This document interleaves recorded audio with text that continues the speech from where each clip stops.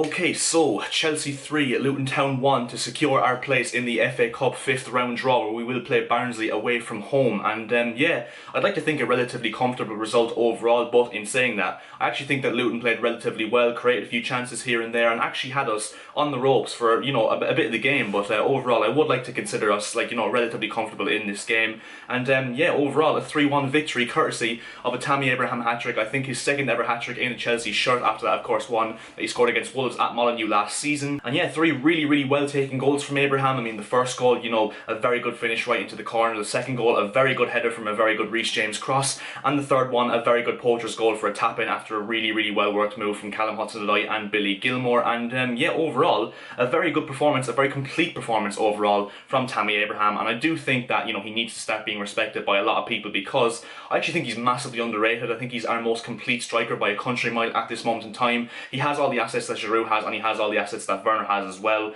And yeah, overall, I think he's really underrated because his mentality is top class. He's very good off the ball as well as on the ball. He works hard for the team. He's very good in terms of build-up play, and also this season he has, made an improvement on his natural finishing ability. So yeah, overall, a very good game for Tammy Abraham, and that's just not me, being reactionary, because of course he did only score a hat-trick against Championship Luton, but I felt that for a while, to be honest, and I thought he's actually really going under the radar, and I think a lot of Chelsea fans, including fans in general, actually really underrate Tammy Abraham as a player. So yeah, very nice to see him get a hat-trick and an overall good performance. I thought Mason Mount as well, who, absolutely delighted to see him getting the captain's armband for the first time. And one thing I want to say, that is one for the Mason Mount haters, because I'm sorry, if you didn't back this guy from day one, you are not allowed to celebrate this moment for him, because honestly, the amount of stick he got, and continues to get by some fans by the way, absolutely disgraceful. He gives us all in every single game. You can even see out with this bad run that we've had over the last month, Mason Mount and Callum Hudson-Odoi have probably been the two players that have stepped up and delivered even despite all these bad results and bad performances. So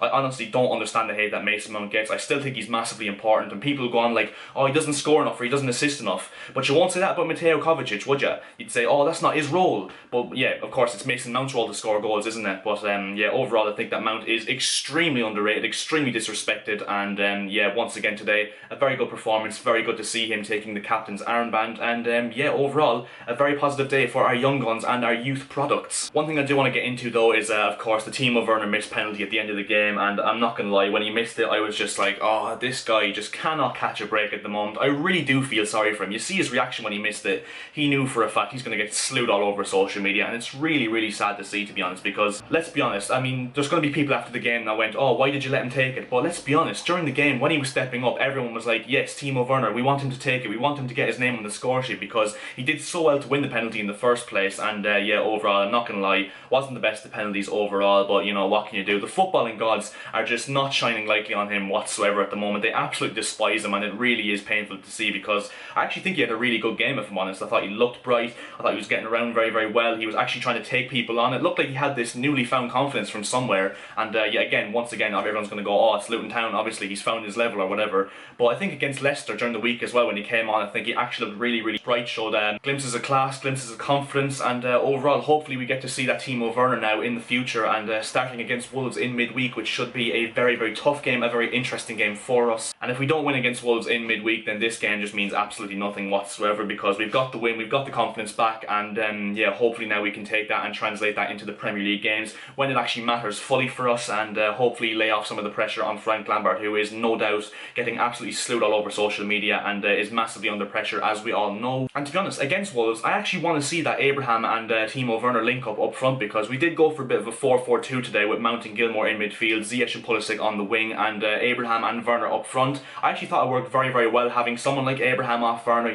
someone like a target man who can link it up to Werner, and yeah, overall, I think that's how Werner played at RB Leipzig as well, with Yusuf Poulsen up front with him. So I think having Timo Werner alongside Tammy Abraham actually would work, and I really like to see that against Wolves and see how it pans out. Billy Gilmour again, really cool on the ball as per usual, as we all know. He's just got the brain of a 30-year-old, he really does. He's the brain of an absolute veteran, and I think it shouldn't be that much time we see now him in the first team as well, because I really do think he deserves to start, and I really do think, especially if Kante isn't fit, I really think that Gilmour should start against Wolves alongside someone like, Mateo Kovacic or even Mason Mount, because I actually think that Billy Gilmour actually deserves to start against Wolves and deserves to be in the first team with the rest of the squad at this moment in time, because first of all, he's a very good footballer, and secondly, he's a Chelsea-born player, so obviously he'll give his all, he'll put in 100%. I think he's really gritty as well, he gets stuck in, and he's a very cool footballer. footballer as well, so overall I don't see why you leave Billy Gilmore out of the squad and put in, you know, someone else who's, you know, not performing, if I'm honest. But yeah, another thing as well, obviously for Luton's goal, we're going to have to touch on this. Kepa Arrizabalaga, another absolutely horrendous mistake from him, and if I'm honest, I just do feel bad for him at this moment in time, and obviously I probably shouldn't because he's the one making the mistakes,